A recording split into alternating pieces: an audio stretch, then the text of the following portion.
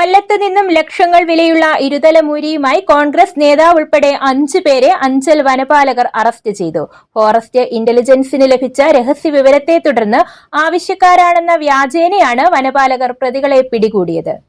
കോൺഗ്രസ് നേതാവായ കൊല്ലം തട്ടാമലയിൽ ദാറുൽസലാം വീട്ടിൽ അൻസറുദ്ദീൻ, കൊല്ലം വാക്കനാട് ഫൗസിയ മൻസിലിൽ നിസാറുദ്ദീൻ, കോട്ടയം കൊന്നല്ലൂർ സ്വദേശി പൊട്ടങ്ങായിൽ ചെറിയാൻ, ചാത്തന്നൂർ ആനച്ചാലിൽ ജാസ്മിൻ വില്ലയിൽ ഫിയാസ്, കൊല്ലം കടയ്ക്കൽ പാലയ്ക്കൽ നൌഫൽ മൻസിലിൽ നൌഫൽ എന്നിവരാണ് ഇരുതലമൂരിയുമായി പിടിയിലായത്.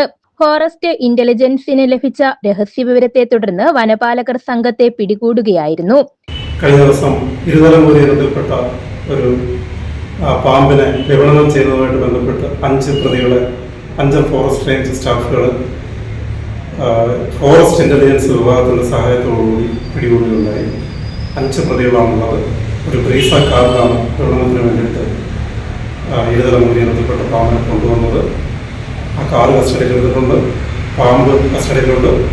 ഈ 5 പ്രതികളും നിലവിൽ അഞ്ചൽ ഫോറസ്റ്റ് റേഞ്ച് ഓഫീസിൽ ഉണ്ട്. അവരെ വൈദ്യപരിശോധനയ്ക്ക് പറ്റിയ ശേഷം പുനലൂർ JFM2 കോടതിയിൽ ഹാജരാക്കുന്നതാണ്.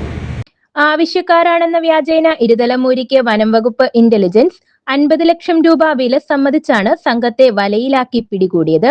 40 ദിവസം മുമ്പാണ് വെല്ലൂരിൽ നിന്നും ട്രെയിൻ മാർഗം ഇരുതലമൂരിയെ നാട്ടിലെത്തിച്ചത്. 3.5 ലക്ഷത്തോളം രൂപയ്ക്കാണ് ഇരുതലമൂരിയെ വെല്ലൂർ സ്വദേശിയിൽ നിന്നും വാങ്ങിയതെന്ന് പ്രതികൾ സമ്മതിച്ചതായി വനപാലകർ പറയുന്നു. നിയമ നടപടികൾ പൂർത്തിയാക്കി പ്രതികളെ പുനലൂർ വനം കോടതിയിൽ ഹാജരാക്കി. ന്യൂസ് ബ്യൂറോ, കൊല്ലം.